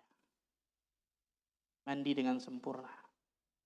Ini mandian tuh, betul ya? Jangan datang-datang masih ada belek, datang ke ini, muka bantal, subhanallah, datang ke lapangan sholat. Yang lebih parah dari malamnya nggak tidur. Wah, asyik, apa? Takbiran keliling, naik ini itu. Subhanallah. Paginya sholat bablas akhirnya. Yang pertama mandi. Dari Ibnu Umar radhiyallahu anhu, dari Imam Malik dalam Muwatta'nya, An-Nafi' dari Nafi', anna Abdullah bin Umar kana yaghtasilu yaumal fitr qabla an yaghduwa ila al-musalla. Abdullah bin Umar biasa mandi di hari Idul Fitri sebelum berangkat pagi-pagi ke musalla, itu ke tanah lapang. Yang kedua, berhias. Bagi siapa ini? Bagi siapa berhias? Bagi laki-laki. Perhatikan. Karena kita lihat berapa banyak wanita-wanita ketika hari Idul Fitri, subhanallah.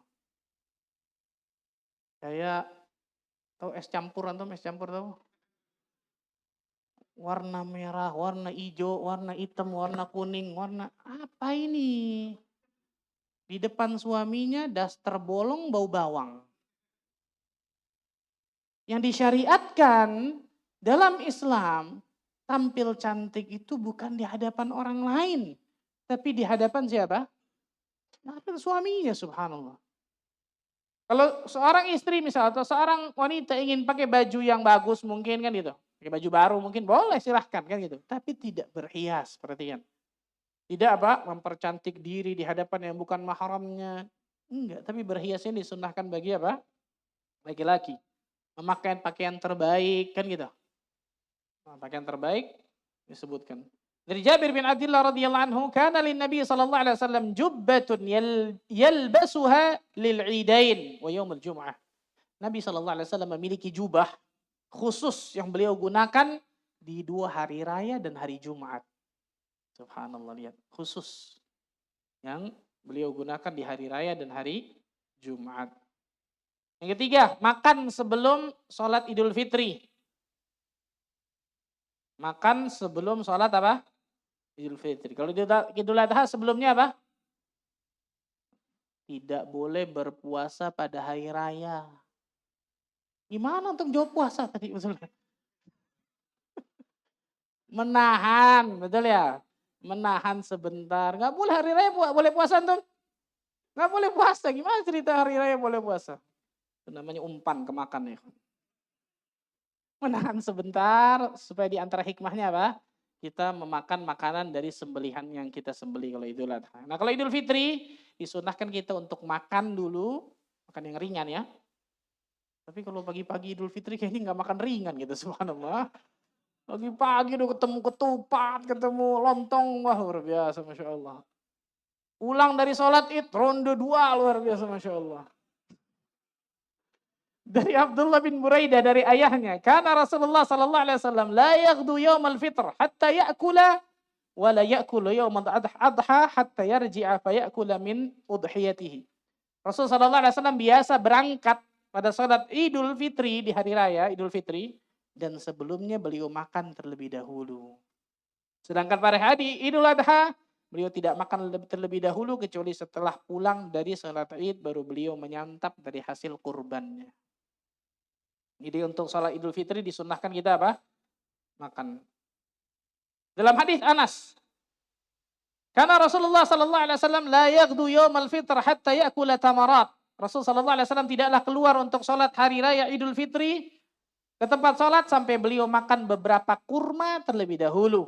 Wa ya'kuluhunna witran, dan beliau memakannya dalam jumlah yang ganjil. Jadi makannya makanan kecil, kurma, betul ya? Ya saya kurma Pak Ustaz, setengah kilo. Sama aja kayak gitu. Setengah kilo bayangin subhanallah. Intinya di antara sunnah adalah memakan sebelum ke hari raya. Boleh nggak makan ketupat Pak Ustaz? Ya, boleh aja subhanallah, nggak terlarang, betul ya? Boleh, Masya Allah. Yang keempat, mengambil jalan berbeda ketika berangkat dan pulang salat Id. Mengambil jalan berbeda ketika berangkat dan pulang salat Id. Dari Jabir bin Abdullah, Nabi SAW, kata Jabir bin Abdullah, kana Nabi SAW idza kana yaumu Id khalafat tariq. Rasulullah SAW terbiasa ketika beliau salat Id, beliau pergi dan pulang dengan jalan yang berbeda, membedakan jalan pergi dan pulangnya. Pergi dan pulangnya. Jadi dari Otista untuk lewat sini, betul ya?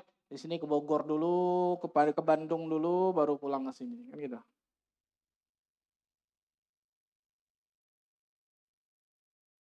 Yang kelima, bertakbir dari rumah menuju tempat sholat. Ini yang saya katakan tadi. Dan ini yang paling ditekankan.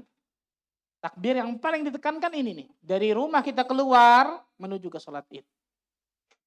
Menuju ke sholat id. Dan ini sunnah yang hilang nih, subhanallah. Sunnah yang hilang.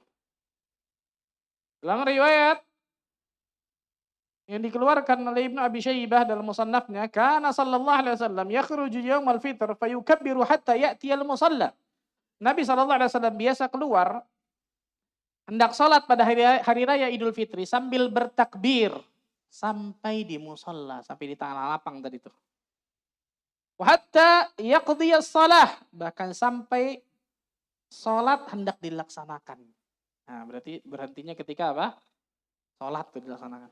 Fa idza qala shalah qata'at takbir. Apabila salat dilaksanakan, maka bertakbirnya berhenti. Takbirnya berhenti. Ini yang sunnah yang tekankan ikhwan. Ketika antum misal naik mobil mungkin dari rumah, maka perbanyak apa? Perbanyak takbir. Ketika antum jalan kaki mungkin dekat musallanya, perbanyak takbir dari jalan sampai ke tanah lapang tersebut, sampai ke musalla itu, sampai salat ditegakkan. Yang keenam, saling mengucapkan tahniah atau selamat. Saling mengucapkan apa? Tahniah atau selamat. Disebutkan dari Jubair bin Nufair, karena ashabu Rasulullah sallallahu alaihi wasallam, karena ashabu Rasulullah sallallahu alaihi wasallam, idza iltaqaw yaum al-Eid, yaqulu ba'dhum li ba'd, taqabbalallahu minna wa minka.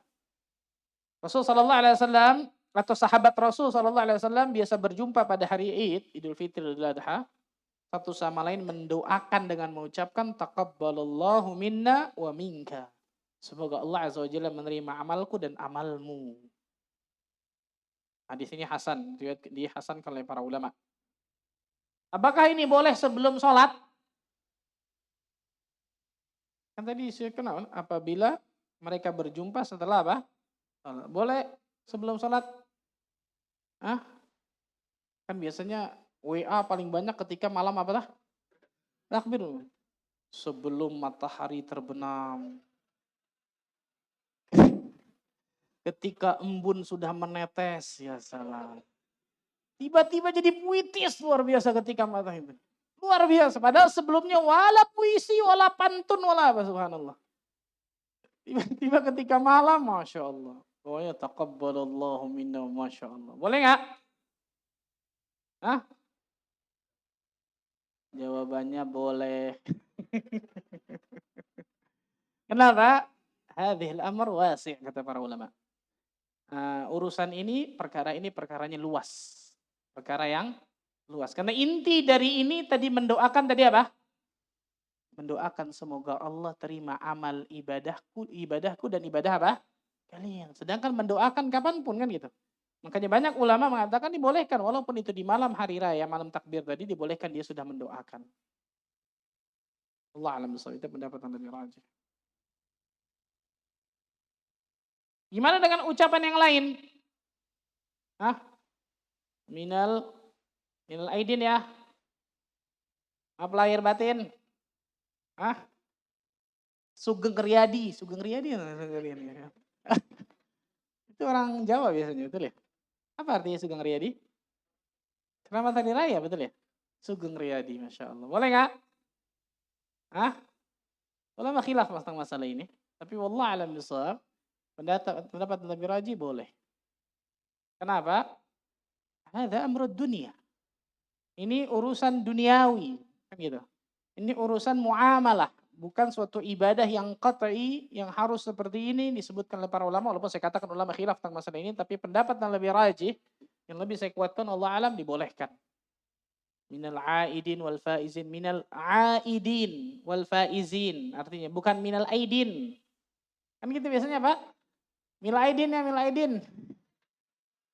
Wal faizin terusnya. Minal aidin, maksudnya apa? Aidin kembali itu, kembali kepada fitrah mungkin dan seterusnya. Eid Mubarak mungkin, kalau orang Arab biasanya kullu am wa antum bi khair, kan itu. Nah, itu dibolehkan insyaallah semua dari pendapat yang lebih rajih. Jumhur ulama mengatakan boleh. Walaupun saya katakan tadi, yang paling terbaik jelas mendoakan, saling apa? Mendoakan. Jadi ketika seorang misal dia gabung tadi itu, selamat Hari Raya Idul Fitri 1437 Hijriah. Itu lama banget 37 Hijriah. Mohon maaf lahir dan batin, saya ada salah gibahin ente, misalkan gitu ya. Loh, itu kok ada gibahin ente itu? Taqabbalallahu minna wa minkum dan seterusnya. Ini dibolehkan Allah. Kemungkaran-kemungkaran yang terjadi di hari raya, ini banyak banget ini kawan. Tapi saya sebutkan nggak banyak. Yang pertama yang paling sering, berjabat tangan laki-laki dan wanita yang bukan mahram. Terutama yang dianggap mahram padahal itu bukan mahram. Contohnya siapa? Sepupu. Sepupu mahram bukan? Antum boleh nikah sama sepupu antum? Bukan, betul ya? Bukan mahram. Ketemu lebaran, Masya Allah, cipika-cipiki, luar biasa. Gak boleh ini, subhanallah, bukan mahram.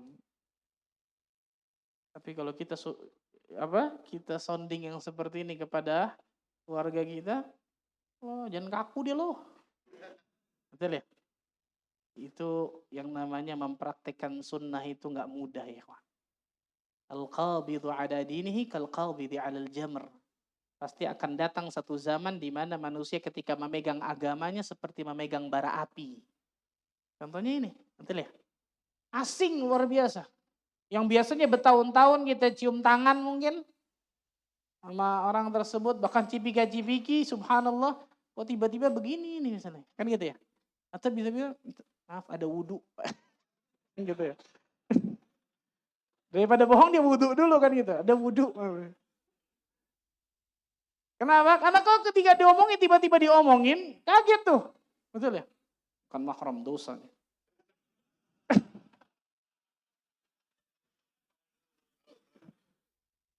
Kata Rasulullah SAW ditusuknya besi kepala kita ini, itu lebih ringan daripada. Dulu, lihat orang dulu. Hadisnya betul, nggak salah ikhwan.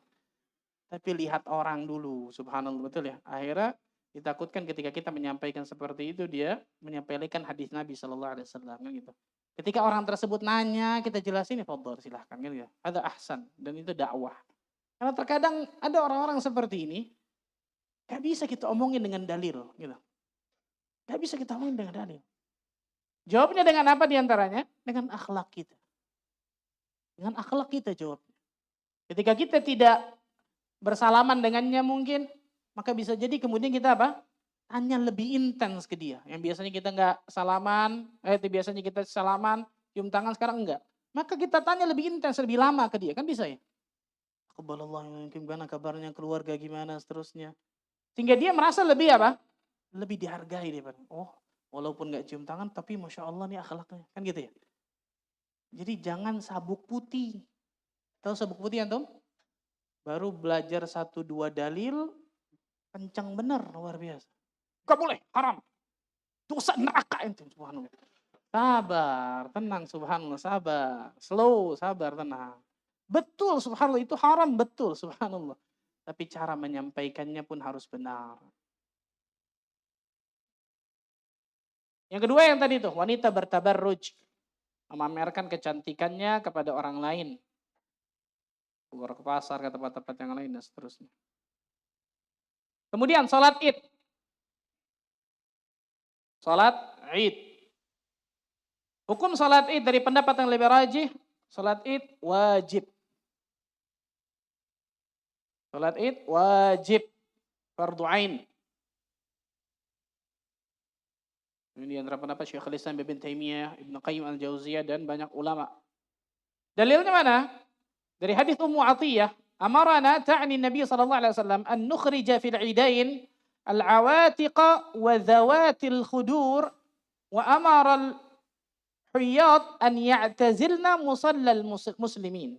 Nabi sallallahu alaihi wasallam memerintahkan kepada kami pada salat Id, Idul Fitri, Idul Adha, agar mengeluarkan para gadis yang baru beranjak dewasa, wanita yang dipingit, bayangkan wanita yang dipingit, bayangkan. Begitu juga wanita yang sedang haid. Wanita haid nggak bisa sholat, betul? Tapi Rasulullah memerintahkan untuk keluar ke tanah lapang tersebut. Namun beliau memerintahkan para wanita yang sedang haid untuk menjauhi tempat sholat. Karena nggak sholat kan gitu. Karena tidak sholat pada hakikatnya. Ini menunjukkan ya, kalau wanita yang sedang haid, wanita yang dipingit, atau wanita yang baru gadis beranjak dewasa tadi, itu diperintahkan untuk keluar ke tanah lapang untuk sholat id, apalagi yang lain. Padahal mereka nggak bisa sholat tadi itu. Terutama tadi wanita yang haid, nggak bisa sholat, tapi Rasulullah memerintahkan. Untuk apa? Terlihatnya syiar Islam yang sangat luar biasa. Waktunya kapan? Mayoritas ulama berpendapat sholat id dimulai dari matahari setinggi tombak sampai waktu zawal. Matahari setinggi tombak sampai kurang lebih sekitar 1,5 jam setelah waktu subuh, kurang lebih 1,5 jam setelah waktu subuh sudah dibolehkan untuk apa? Salat id. Tempat dilaksanakan salat id maka jelas al-afdal lebih utama di musalla. Musalla tadi bahasa Arab ya, tanah lapang yang biasa dipakai untuk salat. Karena Rasulullah sallallahu alaihi wasallam yakhruju yaumal fitr wal adha ilal musalla. Bukhari Muslim. Rasul sallallahu alaihi wasallam biasa keluar pada hari raya Id, Idul Fitri wal Adha ke tanah lapang. Tata cara salat Id. Jumlahnya berapa? 2 rakaat, baik Idul Fitri ataupun Idul Adha. Caranya gimana? Yang pertama takbiratul ihram. Sebagaimana salat pada umumnya. Karena takbiratul ihram jelas apa? Pembuka salat kan, rukun salat. Setelah itu takbir zawaid. Takbir zawaid ini takbir tambahan sebanyak 7 kali takbir di rakaat pertama dan 5 kali takbir di rakaat kedua. 7 kali takbir di rakaat pertama dan 5 kali takbir di rakaat kedua. Hukumnya apa nih? Hukumnya apa nih takbir zawaid? Takbiratul ihram rukun dalam sholat. Takbir zawaid, takbir tambahan, hukumnya apa? Sunnah. Sepakat ulama, perhatikan nih. Jadi jangan gara-gara imam lupa, teriak dari belakang, takbir. Ini benar, saya pernah diteriakin soalnya subhanallah. Takbir. Dia lagi sholat neriakin imam, gimana ceritanya subhanallah itu? Takbir. Sepakat ulama, sunnah hukumnya. Kalau takbir, kalau rakaat pertama masih aman. Rakaat kedua ini biasa krusial. Kenapa? Kita melaksanakan sholat ini cuma 2 kali setahun. Betul? Terutama imam, biasanya terkadang lupa ini subhanallah. Allahu Akbar langsung baca Fatihah aja. Di belakang gonjang-ganjing tuh luar biasa tuh. Ini gak sah nih tadi gak takbir 5 kali ini yang kedua nih. Sunnah. Sepakat ulama tentang masalah ini. Betul ya? Jadi jangan pakai teriak takbir subhanallah. Sunnah hukumnya. Dan itu sebelum apa? Dan itu kata para ulama, Allah alam besar, pendapat yang lebih rajih berbeda dengan takbiratul ihram dan takbir ketika perpindahan. Jadi kalau dihitung dengan takbiratul ihram, rakaat pertama berarti 8, rakaat kedua ketika kalau dihitung dengan takbir ketika berdiri berarti 6 dong. Betul? Kan 6. Itu kurang lebih disebutkan para ulama. Kemudian setelah itu dia membaca apa? Iftitah kan gitu. Kemudian membaca seperti biasa membaca Al-Fatihah. Di antara takbir ada bacaan zikir tertentu? Tidak ada. Pada hakikatnya ya, tidak ada bacaan zikir tertentu, tapi ada riwayat dari Abdullah bin Mas'ud radhiyallahu taala anhu arda, di antara takbir beliau menyanjung dan memuji Allah. Ini secara umum berarti. Di antara takbir itu beliau menyanjung dan memuji Allah tabaraka wa ta'ala. Dan lafadznya macam-macam.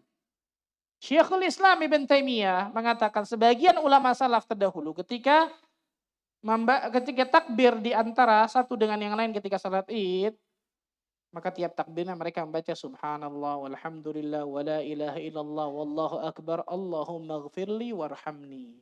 Tapi bukan harus ini, perhatikan nih.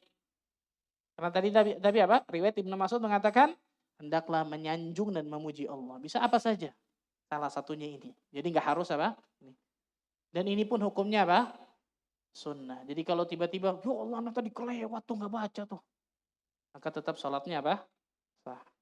Kemudian baca surat, kemudian ruku seperti biasa, ruku, i'tidal, sujud, kemudian bangkit, bertakbir zawaid lagi 5 kali tadi, selain dari takbir perpindahan intiqal, baca surat Al-Fatihah lagi, kemudian surat, kemudian mengerjakan seperti biasa sampai salam.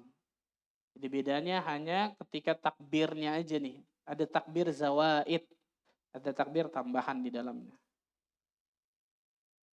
Dan yang terakhir, karena tahniyah Ramadan tadi sudah ya, ucapan selamat Ramadan kita sudah sebutkan tadi, yang terakhir adalah khutbah Id. Apa hukum khutbah Id? sunnah. Karena Rasulullah sallallahu alaihi wasallam wa Abu Bakar wa Umar radhiyallahu anhuma yusalluna al-idain qabla al-khutbah. Nabi sallallahu alaihi wasallam, Abu Bakar, begitu juga Umar biasa melaksanakan salat Id sebelum khutbah. Berarti salat Id dulu apa khutbah dulu? Salat Id dulu biasanya baru kemudian apa? Khutbah. Maka karena hukumnya sunnah, jamaah pada akhirnya boleh memilih dia mendengarkan khutbah atau tidak karena hukumnya sunnah. Beda sama khutbah Jumat yang hukumnya apa? Wajib. Ini khutbah ini berbeda. Yang terakhir tadi ucapan tahniah Idul Fitri yang kita ketahui. Taqabbalallahu minna wa minkum. Boleh juga yang lain silahkan. Tapi yang paling terbaik jelas tadi. Ucapan yang disebutkan oleh para sahabat satu dengan yang lainnya. Alhamdulillah. Lebaran kita. Alhamdulillah. Masuk Ramadan juga belum. Udah lebaran aja gitu. Masya Allah. Masya Allah. Masih ada 10 menit. Untuk bersoal jawab kalau ada yang bersoal jawab. Tafadhal masykurah. Baik, jazakallahu khair wa barakallahu fikum ya Ustaz. Baik, kita langsung lanjut ke pertanyaan. Kita akan dahulukan pertanyaan yang berhubungan dengan materi yang disampaikan oleh Ustaz. Baik, ada beberapa pertanyaan mengenai 10 hari terakhir Ramadan. Ini berhubungan dengan Ramadan yang kadang 30 hari, kadang 29 hari. Bagaimana penjelasannya mengenai 10 hari terakhir? Apakah di malam 20 atau 21? Karena kalau 29 hari Ramadan berarti malam 10 hari dimulai dari tanggal malam 20. Kalau sampai 30 Ramadan berarti dari tanggal 21. Bagaimana penjelasannya? Itu kan kalau dihitung dari akhir. Nah. Tapi kalau dihitung dari awal, malam 21-nya tetap. Betul? Betul, ada pendapat ulama, di antara pendapat Syekhul Islam Ibnu Taimiyah yang mengatakan bahwa Lailatul Qadar bisa jadi itu pada malam genap. Ini pendapat ulama di antara Syekhul Islam mengatakan bisa jadi pada malam apa? Genap. Kenapa? Karena tadi Ramadan itu bisa 29, bisa 30. Betul? Kalau Ramadan tersebut 29 hari. 29 hari. Disebutkan dalam hadis bahwa Lailatul Qadar itu fi tasi'atin tabqa wa sabi'atin tabqa wa khamisatin tabqa wa thalithatin tabqa. 9 hari tersisa. 7 hari tersisa, 5 hari tersisa, 3 hari tersisa. Berarti kalau 29 hari malam 21 kalau 29 hari dihitung dari belakang, bukan dari depan ya. Dihitung dari belakang, malam ganjilnya itu malam genap apa? Paham ya kan pertanyaannya? Kan kalau dihitung dari bawah sama semua dong. Gak ada beda, mau 29, mau 30 tetap sama. Malam 21, malam 21 betul. Tapi kalau lihat hadis ini nih. 9 hari tersisa. 7 hari tersisa, 5 hari tersisa, 3 hari tersisa. Kata Syekhul Islam, kalau ini dihitung dari belakang, dan kemudian Ramadannya itu 29 betul ya? 9 hari tersisanya malam berapa? Malam 20, betul? Dan itu malam genap, sahih? 7 hari tersisa malam apa? Malam 22, betul? Ini makanya pendapat sebagian ulama bahwa Lailatul Qadar itu bisa juga terjadi di malam genap walaupun itu sangat jarang. Walaupun itu jarang. Tapi wallah alam bisawab pendapat lebih rajih memang apa? 10 hari terakhir di malam ganjil. Tapi ingat, perhatikan, saya lupa tadi sebutkan betul. 10 hari terakhir Ramadan, saya mau tanya, sunnah Nabi SAW yang 3 dilakukan tadi, menghidupkan malam, mengencangkan ikat pinggang, membangunkan keluarga, beliau lakukan 10 hari atau cuma malam ganjil? Sunnah Nabi SAW 10 hari tanpa memilah dan memilih. Ini malam ganjil masjid rame, ini malam genap masjid apa? Sepi. Apalagi malam 27 ke malam 28. Kesian malam 28 tuh. Malam 27, Masya Allah, tabarakallah. Luar biasa, Masya Allah. Sampai jalan luar biasa, luber. Malam 28, tambah rame, Masya Allah. Tapi di mall, bukan di masjid. Ya, subhanallah. Enggak pernah sunnah Nabi SAW membedakan ini malam ganjil semangat ibadah, ini malam genap biasa aja deh. Ada nggak ikhwan? Perhatikan nih. Ini yang pertama. Yang kedua, kalau seseorang sapu bersih, sabu bersih. Dari malam 21 sampai terakhir. Maka insya Allah dia akan dapatkan Lailatul Qadar, kan gitu ya. Tanpa memisah malam ganjil, malam genap, malam tengah-tengah, malam belakang, malam depan kan gitu. Pokoknya 10 hari terakhir saya mau sabu bersih. Dan ini sunnah Nabi SAW. Dia akan dapatkan Lailatul Qadar. Di Lailatul Qadar itu akan lewat kepada setiap manusia di bumi ini, kawan, di dunia ini. Tapi pertanyaannya malam itu kita sedang ngapain? Malam itu sedang apa? Ibadah, melakukan ketaatan kepada Allah, bobo, atau ngapain tuh? Nonton bola, atau ngapain? Kan gitu ya. Jadi setiap orang pasti lewat, tapi kita isi malam itu dengan apa? Wallahu a'lam bishawab. Baik, syukron Ustaz. Dan pertanyaan berikutnya. Assalamualaikum warahmatullahi wabarakatuh Ustaz. Assalamualaikum, jazakallah khair ilmunya. Semoga Allah Subhanahu wa taala merahmati para ulama, ustaz dan seluruh kaum muslim. Izin bertanya terkait itikaf, mana yang lebih utama? Menolong keseharian orang tua urusan rumah, menolong keseharian orang tua mengenai urusan rumah karena kadang orang tua suka minta tolong, atau beritikaf. Jazakallah khair. Nah, jawabannya dua-duanya. Ikhwan, kalau antum bisnis, sukses satu cabang, mau buka cabang lain? Mau buka cabang yang lain? Satu. Yang kedua, sukses. 3, 4, 10. Sukses semua, Masya Allah. Mau buka bisnis yang lain, mau nggak antum? Diajakin sama temen, nih ada bisnis menjanjikan insya Allah. Seperti ini profitnya, seterusnya. Mau buka nggak antum itu? Mau? Itu duniawi. Kenapa ukhrawi kita cuma sempitkan satu jalan menuju surga? Kalau masalah dunia, luar biasa Masya Allah tuh. Di mana ada cuan, tahu cuan? Saudara siapa cuan nih, subhanallah. Di mana ada uang, keuntungan, kita kejar, Masya Allah. Kan gitu. Dan ini nggak terlarang sebenarnya, selama itu halal kan gitu. Tapi kenapa masalah akhirat nggak kita jadikan seperti itu? Ketika banyak jalan kita bisa menuju surga, kenapa kita sempitkan jalan itu? Contoh tadi, berbakti pada orang tua bisa. Dan beriktikaf pun bisa. Contohnya tadi apa? Beriktikaf kalong, betul ya? Beriktikaf mungkin sebentar masuk ke masjid. Ketika orang tua meminta diri kita langsung cepat datang, kan bisa ya? Bisa ya kawan, bisa. Tinggal kitanya mau atau tidak. Nah terkadang semangat dan kesungguh-sungguhan kita ini yang jadi masalah. Kan gitu. Walaupun betul mungkin nggak maksimal, nggak bisa 10 hari terus kan gitu ya. Tapi karena ada hajat ini. Orang tua mungkin membutuhkan bantuan kita dan nggak ada yang menolong mungkin, nggak ada yang bisa dan seterusnya. Dan itu insya Allah ta'ala jelas pahala, amal soleh. Tapi ini juga kita lakukan bisa. Baca Quran juga, ini juga, ini juga. Ketika banyak jalan kita bisa tempuh untuk surga Allah, kenapa kita sempitkan ya ikhwan? Allah alam bisawab. Mungkin satu lagi Mas Jup ya, Nah, insya Allah. Manakah yang lebih afdol, itikaf di Masjid Haram atau di Nabawi? Mohon kelebihan-kelebihan itikaf di Masjid Nabawi dijelaskan, jazakallah khairan. nah, kalau ditanya Masjidil Haram, Masjid Nabawi, wallah alam bisawab, dapat lebih rajih adalah Masjidil Haram. Kenapa? Karena satu kali sholat di sana sama dengan 100.000 kali sholat. Sedangkan di Masjid Nabawi adalah 1000 kali sholat, kan gitu. Maka ketika dia bisa untuk di Masjidil Haram, ada afdal. Ini yang utama. Tapi bukan berarti kemudian di Nabawi, dia nggak utama. Utama jelas, dua masjid ini. Satu lagi Masjidil Aqsa. Kalau memang dia bisa di Masjidil Haram, karena ada orang, ikhwan, ada orang yang ketika di Masjidil Haram nggak bisa khusyuk. Nggak bisa merasakan kenikmatan. Kenapa? Nggak terbiasa ramai hiruk pikuk seperti itu. Sedangkan ketika di Madinah, karena mungkin lebih terapi, lebih teratur, dia bisa lebih khusyuk ketika beribadah, dia bisa lebih nikmat, kan gitu. Ini kan lihat maslahat madarat kali ini, jelas.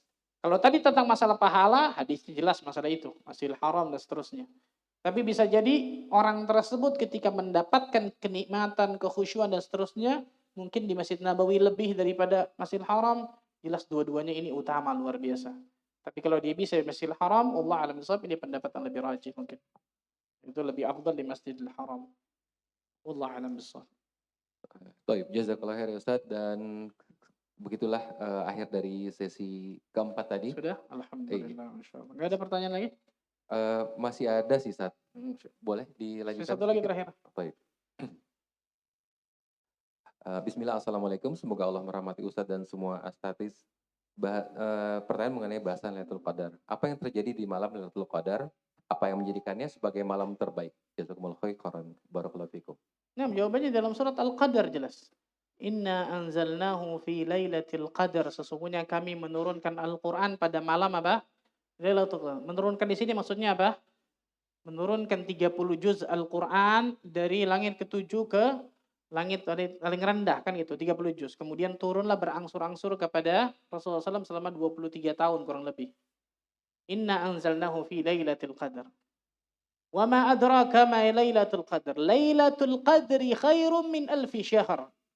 Satu malam Lailatul Qadar itu lebih baik daripada malam 1000 bulan. Tanazzalul malaikatu warruhu fiha biizni rabbihim min kulli amr. Turunnya malaikat dan malaikat Jibril juga turun luar biasa pada malam itu. Akan disebutkan oleh Rasulullah SAW bahwa pada malam tersebut jumlah malaikat yang turun ke atas muka bumi ini lebih banyak daripada jumlah kerikil yang ada di atas muka bumi ini. Penuh sesak dengan malaikat. Itu diantara hikmah kenapa besok paginya ketika matahari terbit tapi tidak apa? Menyilaukan. Kenapa? Karena malaikat mulai kembali ke atas langit. Jadi terhalangi dari malaikat tersebut. Disebutkan para ulama tentang masalah itu. Jadi keutamaan yang sangat luar biasa. Malaikat turun malam tersebut penuh dengan keberkahan, penuh dengan keselamatan, penuh dengan rahmat, hidayah, nikmat. Maka perhatikan baik-baik satu malam ini. Wah, sayang kalau kita tidak mendapatkan keutamaan dari malam tersebut. Sayang luar biasa. Maka jadikan dari kita orang-orang yang benar-benar bersemangat untuk menjadikan Ramadan besok itu Ramadan terbaik kita. Di antaranya dengan mendapatkan malam satu malam lebih baik daripada 1000 bulan, itu malam Lailatul Qadar. Itu mungkin yang saya bisa sampaikan secara singkat. Minta maaf tidak semua pertanyaan bisa saya jawab. Semoga Allah Azza wa Jalla berkahi pertemuan kita ini. Dan ingat ya ikhwan, bukan berarti ketika satu hari kita daurah tentang Ramadan, kita bisa hafal semua tentang Ramadan. Ilmu tentang Ramadan luar biasa luasnya. Bahkan ilmu agama Allah sendiri itu luar biasa luasnya. Tapi Alhamdulillah, paling tidak ketika kita daurah satu hari ini benar-benar membuka wawasan kita tentang Ramadan, mempersiapkan diri kita sehingga kita bisa termasuk orang-orang yang sukses nanti ketika Ramadannya. Semoga Allah Azza wa Jalla berkahi pertemuan kita. Semoga Allah Azza wa Jalla terima amal ibadah kita pada pagi sampai sore hari ini, dan semoga Allah Azza wa Jalla selalu jadikan dari kita orang-orang yang mendapatkan hidayah taufik menuju siratal mustaqim sampai nantinya Allah wafatkan diri kita semua dalam keadaan husnul khatimah, dan Allah kumpulkan kita semua di surga Firdaus ya, tanpa hisab dan tanpa azab sebagaimana Allah mengumpulkan kita di tempat ini. Wassallallahu ala nabiyina Muhammadin wa ala alihi wa sahbihi wasallam. Subhanakallah bihamdika asyhadu an la ilaha illa anta astaghfiruka wa atubu ilaik. Wassalamualaikum warahmatullahi wabarakatuh.